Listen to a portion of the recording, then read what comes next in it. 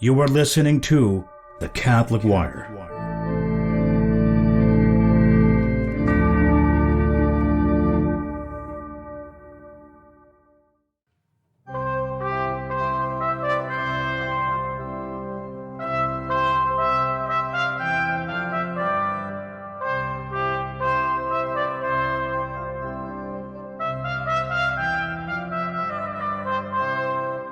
Hello, I'm Wendy Haught, and welcome to The Christian Mother. Today I'm speaking with Jenn Kray, a wife, mother of 8, homeschool teacher, and, wait for it, a classically trained dancer. She earned a Master of Fine Arts in Performance and a Bachelor of Fine Arts in Dance from University of Iowa. She danced professionally and was even accepted to a famous dance company in Europe. Jenn came to my attention after she started teaching the foxtrot and waltz to adult parishioners of Mary Immaculate Parish in Omaha. She also helps her husband Matt with their restaurant, is president of the local chapter of the Christian Mothers, and leads the Little Flowers group. So that combination really piqued my interest, and I had to get her on to share her story. Welcome to the show, Jenn. Hi there, Wendy. Thank you for having me. Oh, I'm so glad you're here.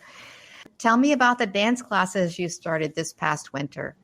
So recently, it was a friend and I had a mutual interest in Maria von Trapp's book, and we both had noticed her chapter on A Time to Dance, speaking about how we should have a way for us to enjoy and celebrate the high and low tide of our seasons, and that there's a time to weep, a time to laugh, a time to mourn, and a time to dance. And that this time to dance would be a great thing to do just as the European countries do, and celebrate it during Carnival, which happens before the Lent season.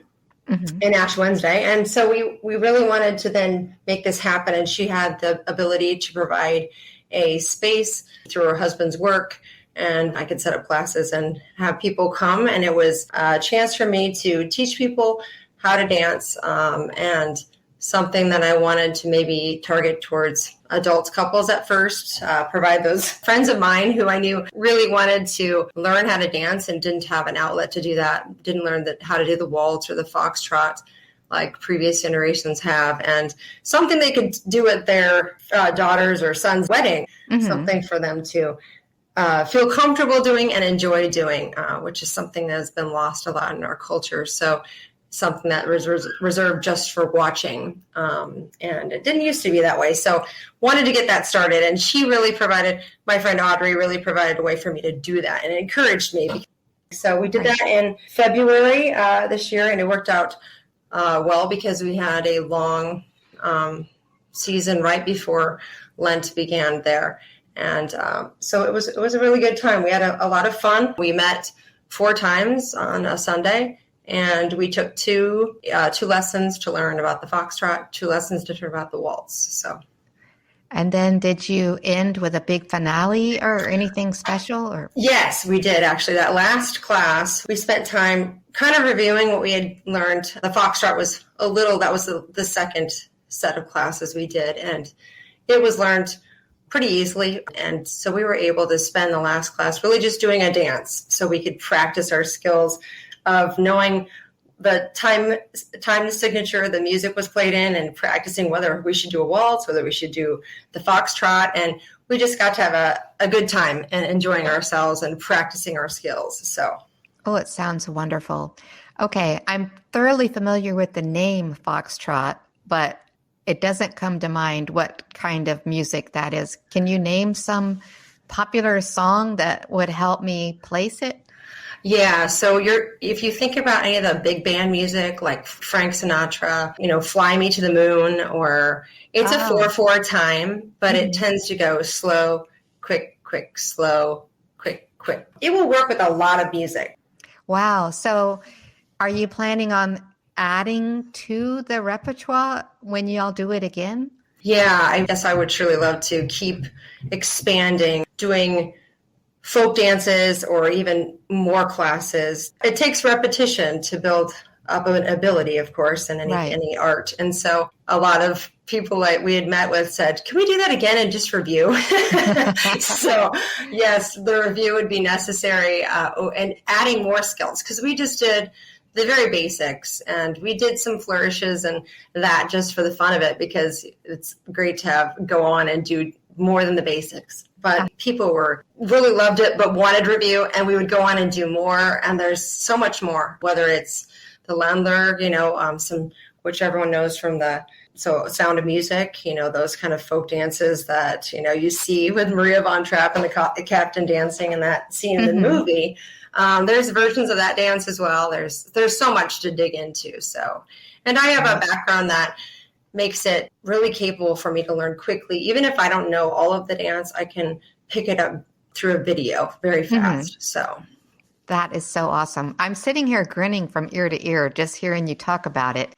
I bet there were a lot of husbands who were somewhat reluctant, but then had a blast. Yes, they were. I think there was that, this isn't going to work. So sure, there was that, a little hesitancy. My husband was really excited about it. It takes space to do that kind of a dance, a social dance like that. There's not enough room in your living room. You can do it. You can do the basics, but you just can't really practice as well. So we were super excited to have a big, huge space to do it at the Armory that my friend's husband also had. So it was great in that way. And there were some husbands that I think the first class, they really thought, when they came in, you saw that hesitancy, like, oh, we'll stand over here, and right, okay. But then there was that genuine interest of, how do you do that? And we practice. Can you show that to me again? And what helped a lot was that need to please our wives and husbands. So that was very nice for them to go out and be brave and try it on. So. Yeah, I think it's amazing and wonderful, and I'm so glad. I hope you have many more dances in the future. Like Maria von Trapp said, we need company. We need company for that. And it is. It's okay to do in your living room, and there's that Catholic bond that we can make that way too. So it's great to also do that through dance. Yeah. Well, as I said in the intro, you have these advanced degrees in dance. It played a major part in your life. Can you kind of give us an overview of what kind of training you had? When did it start? My grandparents also were pretty active in dance socially. They would go to a ballroom every Saturday night. It was called the Lakewood Ballroom. And when I was born, I was actually announced over the speakers for my grandparents to hear because they were at a dance. So maybe that was my first kick to start that. But also, I loved watching the Lawrence Welk show with my grandmother. Also, I think my grandparents loved dancing in that way. So I had that push to see that all the time. I loved watching Lawrence Welk with my grandparents, too. Yes, it was such a fun show. I learned all those steps at such a young age, 4 or 5. My mother and father put me in dance classes, which we live on a farm growing up, so my parents still live there, and the closest dance school was in a larger town that we were near Carroll, Iowa, and so I went there to dance. So my parents drove me to dance, and when I was younger, I did it, at least once a week. But as I got older, I was very active in it, going 3-4 times a week. And when I went to decide what I was going to do in college, I really kind of wanted to go to school for dance. So that's when I decided to go to the University of Iowa and pursue a degree in performance there with my Bachelor of Fine Arts. I knew it was a good program there. So I went to school there for 4 years, and I was very active performing there at the Hansher and doing everything from having my own personal costumes made in the costume shop, being able to have live accompanists play, and the symphonies and the orchestras playing music, Rachmaninoff or whatever it would be the piece for music live. So we would, it was a big deal. It sounds so glamorous. It is. When I look back, it was glamorous. And I don't think I realized how glamorous it was at the time, because there's a lot of sweat and work in that. But I enjoyed it thoroughly. So it was not a hardship at all. One thing I wanted to go back and ask you is most dance schools for the school age kids, it seems like they start out with ballet and tap and then they add jazz and modern or whatever. And is that similar to what your exposure was too? So yes, that was how it went. Ballet and tap and jazz were what I did all through my schooling until I graduated from high school. And then when I went to college, I was introduced to a modern dance. It's very similar to ballet. Even like the ballet companies, they do modern work. It's mostly done without ballet shoes, but it's a very technical form of dance. Yeah. Okay. Yeah. And so I did so many other forms as well, but those were the general. I mean, I did everything from hip hop to lots of forms of ballet, lyrical, or any of those other, folk dances. I learned some of those in college as well, learning on Spanish dance, lots of different cultural dances as well. So, like flamenco? Yes, Cuban dance. We would do salsa dancing. Yeah, so lots of.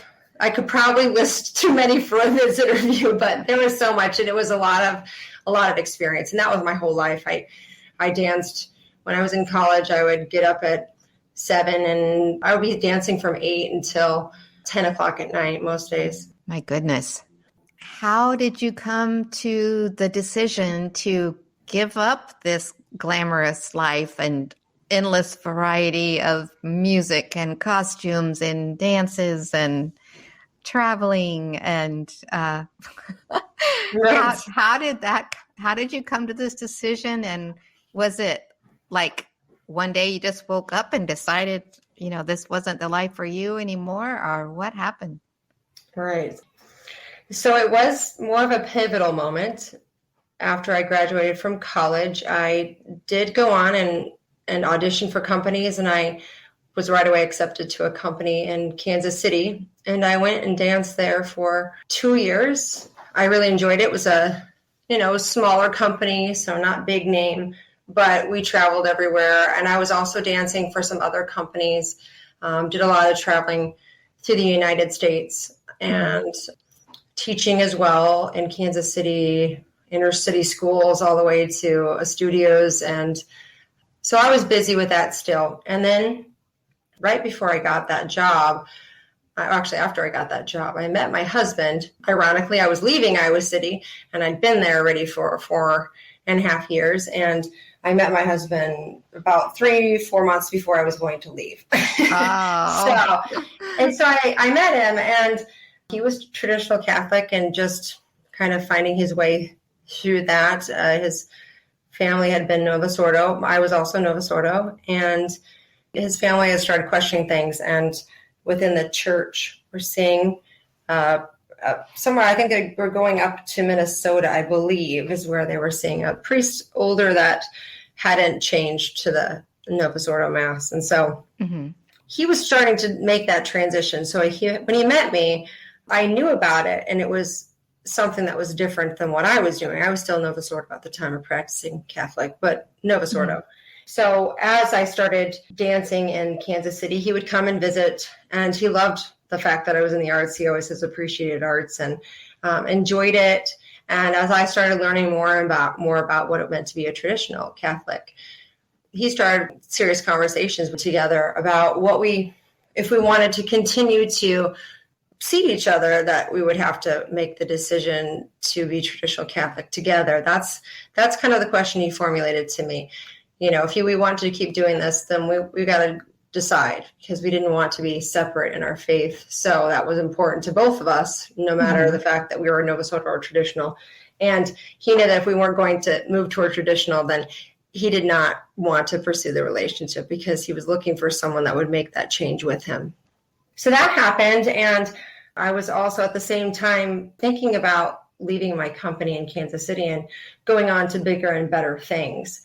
And so we had started talking with Bishop Dolan in Ohio at St. Gertrude the Great. And we went down to see him to kind of get an instruction on what we should do, and maybe thought about moving there even. I thought about maybe possibly dancing there in Dayton, Ohio, with a company there.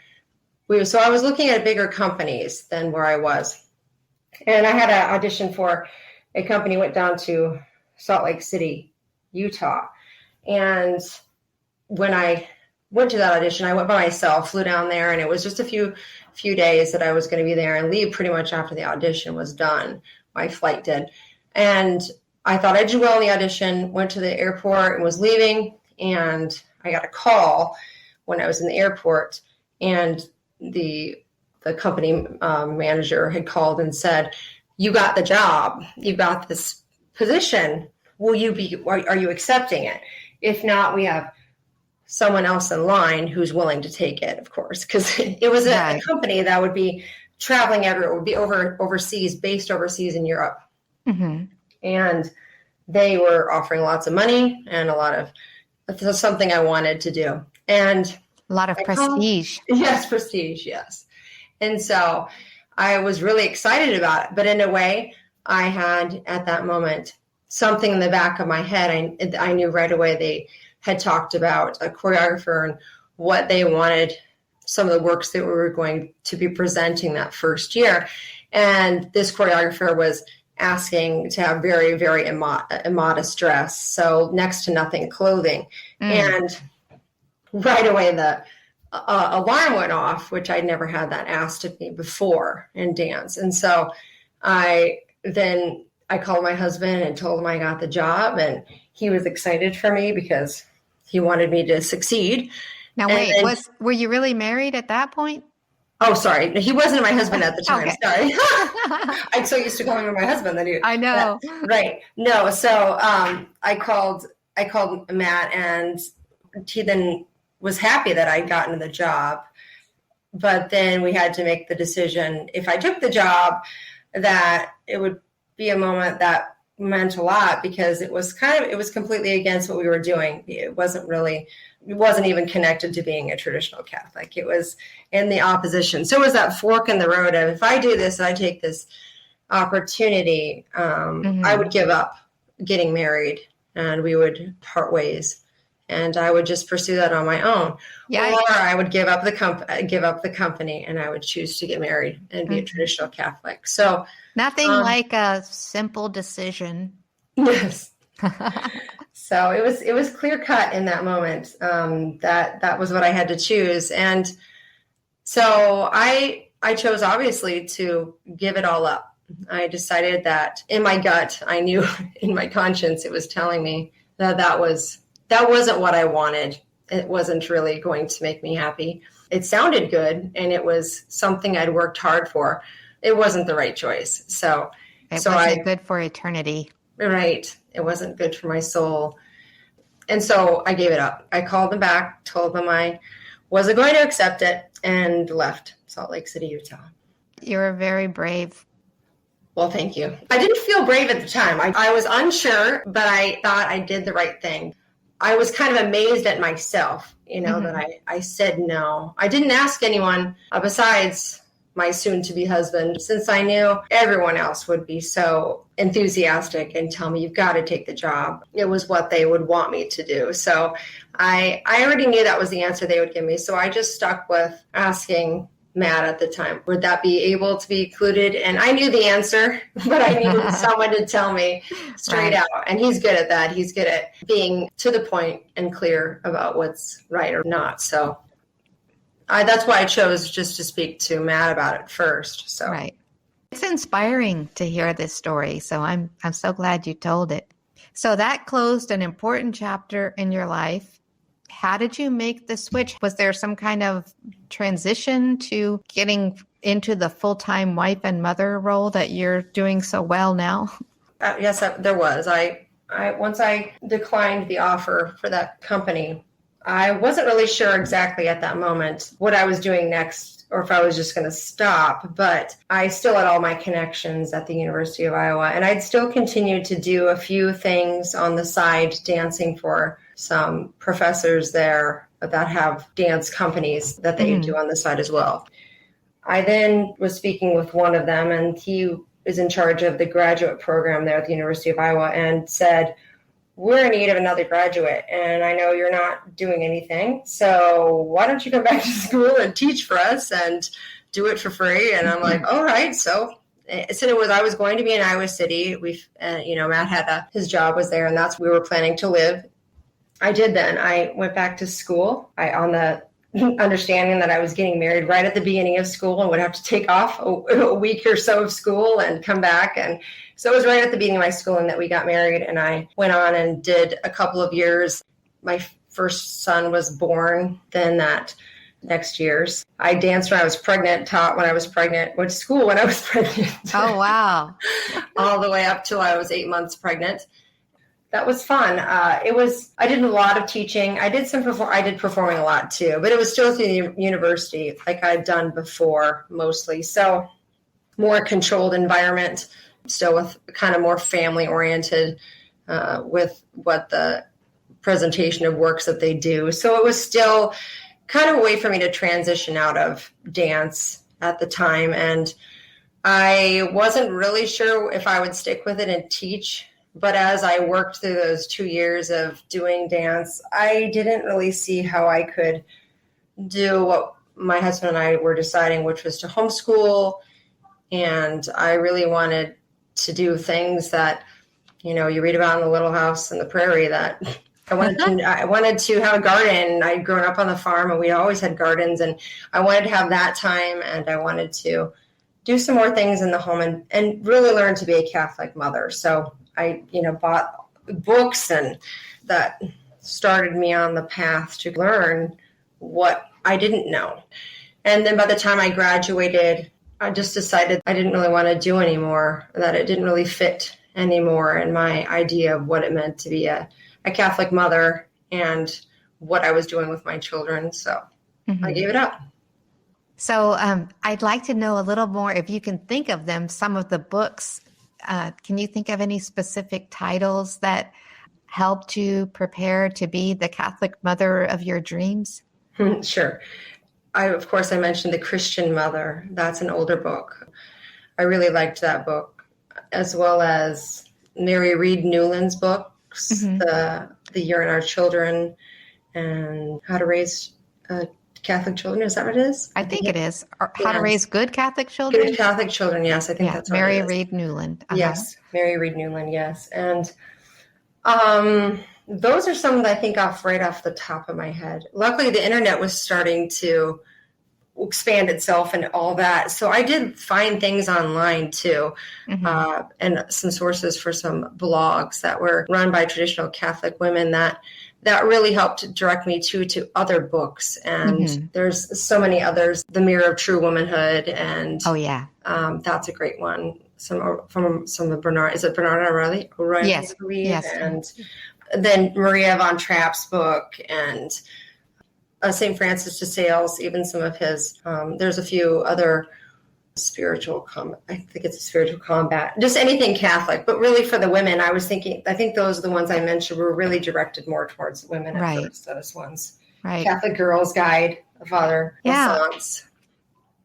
It's really amazing how dependent we often are on old books to help us recreate the kind of Catholic life that we want to live. And so yes, I'm always excited when people share their books with me, but also when they're doing things to help build up that kind of life, help us bring it to life for us. Yeah, you don't have that passing down from a previous generation. I was really looking for a Catholic mother to mother me, almost in a way. So to learn that traditions of what you do, how to live the liturgical year, and how to bring it alive in your family and instill it in your children when you're learning yourself. So and now there's a lot of other books, but some of them we've gone through a lot of them we've gone through in our Christian Mothers group.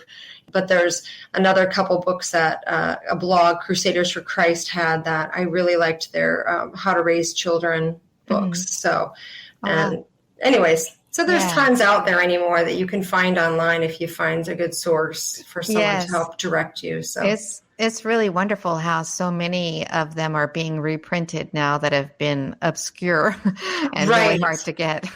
Right. I was so excited when they've started printing around the year with the Trapp Family. I was waiting for that reprint because I could never find it used. Uh-huh. Yeah, I was in the same boat. I was super excited when I found out that they were going to be bringing out a new edition of it and got one right away. So Yes, me too. Right away as well. yeah. So you help Matt with the restaurant. You have young children at home. If I remember correctly, you even have a 2-year-old. So you're in the thick of mothering. You're homeschooling. You're active in the parish. You're leading the Christian mothers and the little flowers. I feel like I should ask you for time management advice. Do you have any time management advice? Because I don't even have any children at home, and I don't get all that stuff done that you get done. I think it looks good on paper, but I think it only looks good on paper. No. We've talked a lot about that often in our Christian Mothers group. I think it helps to sit down and figure out the most important things of your day and to instill habits in those that you do. When you say your morning prayers together, or when you say the rosary, when you say the Angelus, and those kind of points, if you keep those, it helps you kind of be aware of that day. And it helps to provide a list for myself of what's most important, and then just trying to keep on trekking through that list. Oh, yeah. And even little 15-minute spurts. I think that's probably the hardest thing, is sometimes I want to get it all done, but I think I've learned to accept that, a clean house isn't everything clean. It's this room is clean, or, we take it day by day. And there's always those times to reinforce, tidying. That helps too, with lots of children, helping them have the chores of, we tidy at this time of day before we go to bed. And, when you get something out, you have to put it away in order to play with anything new. Anything that can instill good habits for them as well, to keep track of that and help you out. And I also incorporate a lot of what I do in my homeschool life, because I think that what you do later in life is what you learn in your schooling. So you need to learn how to garden, and you need to learn how to preserve your food. You need to learn how to do your laundry and to manage your things and manage your time and, manage your finances. And so anything that you can apply real life situations is always a good tool when you're homeschooling. We talked a little bit about Christian mothers, as far as, you were talking about the Catholic books that y'all read that are helpful. And I've talked a lot about Christian mothers in various interviews, so I won't delve into that today. But I did want to have you tell us more about the Little Flowers group.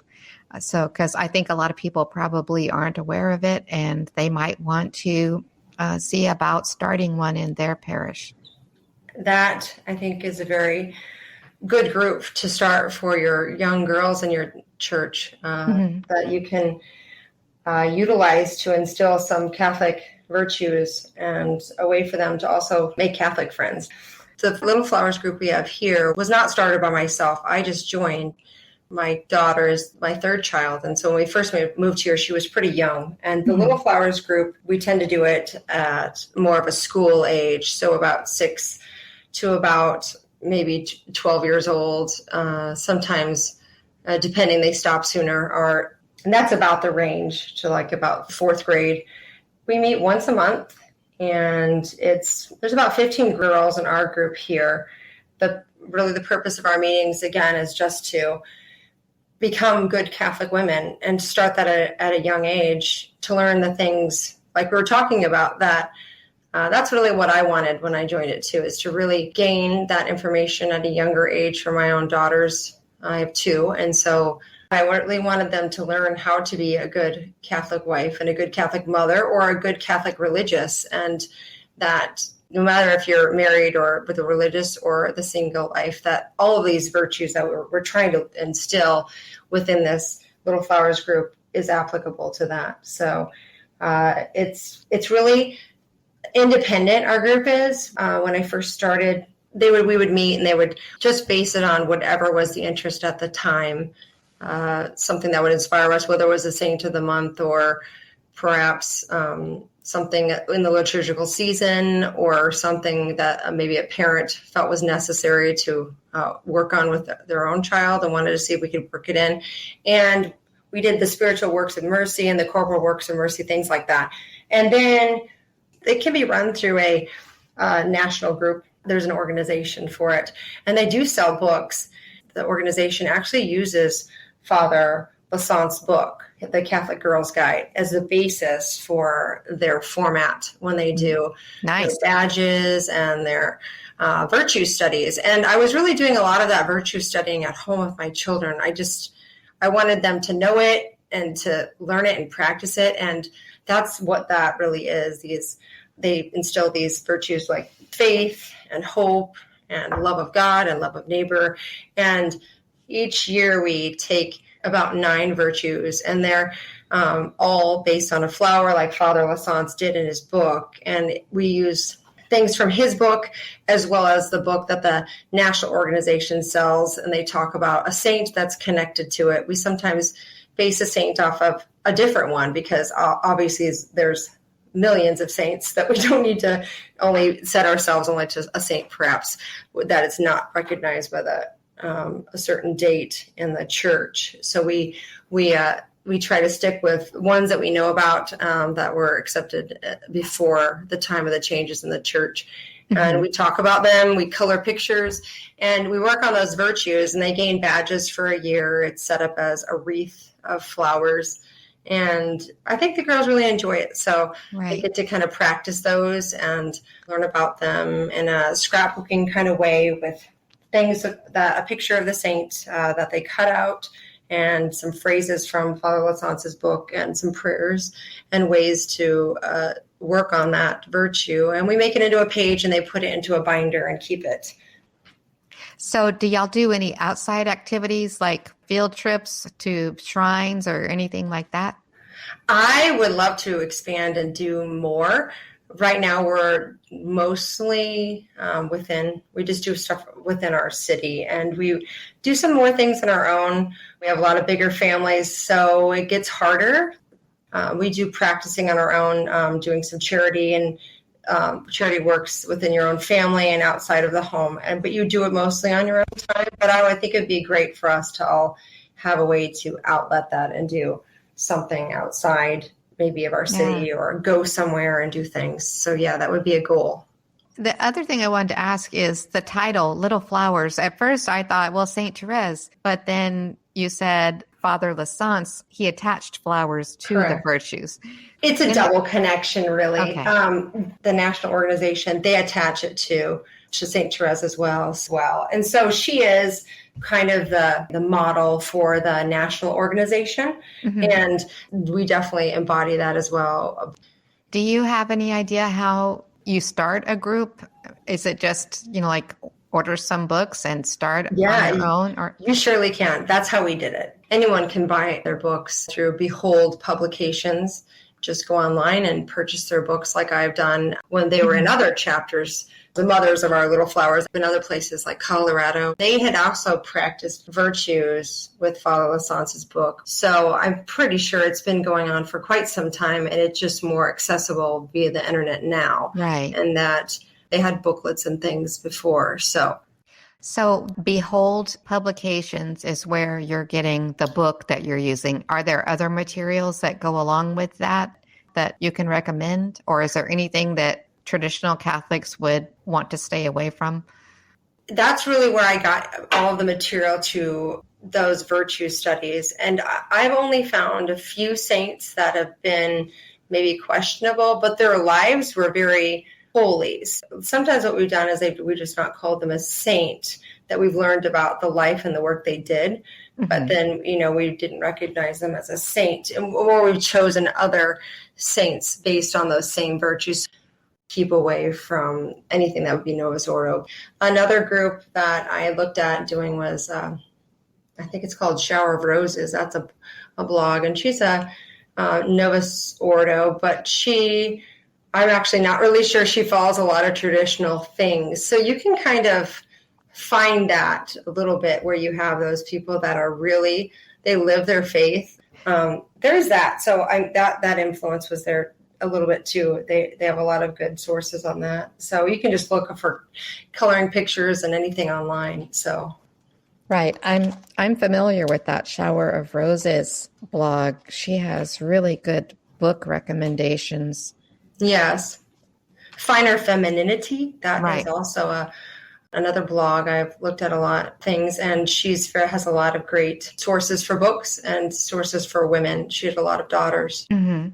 Right. That's all great information. And I'm looking forward to going on that Behold Publications website and looking over some of those little flower resources. And I might get some to bring to our next Christian Mother meeting to show to the moms and see if there's any interests.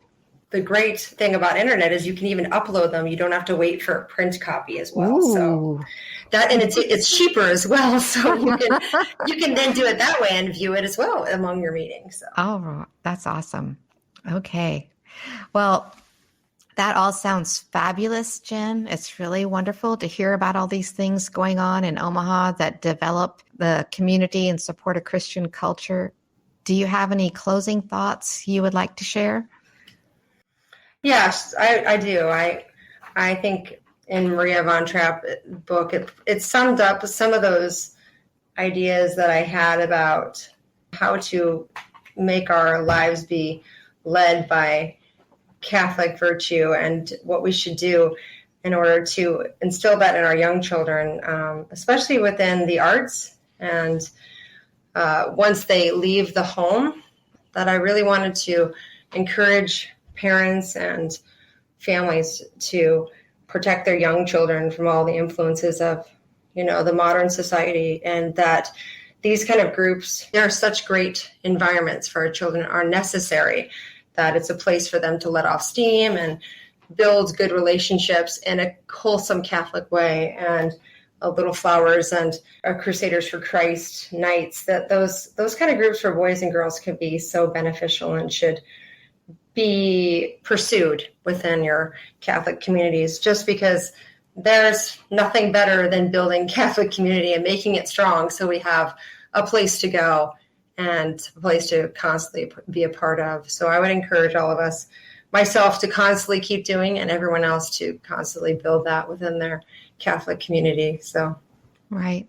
That's really great advice, Jenn. Thank you so much for joining me today, and thanks for all you're doing. You really are a shining example of what one person can do to make a wonderful difference in the world. Well, thank you very much, Wendy. It's been a pleasure. Well, that's our show for today. Thank you so much for listening, and we look forward to talking to you again next time. God bless you. God bless you. Thank you. Thank you for listening to The Catholic Wire. If you have found this show helpful, please say a prayer for all our collaborators. Don't forget to subscribe to our channels and share with your friends. For questions and comments, you may contact us at thecatholicwire.org.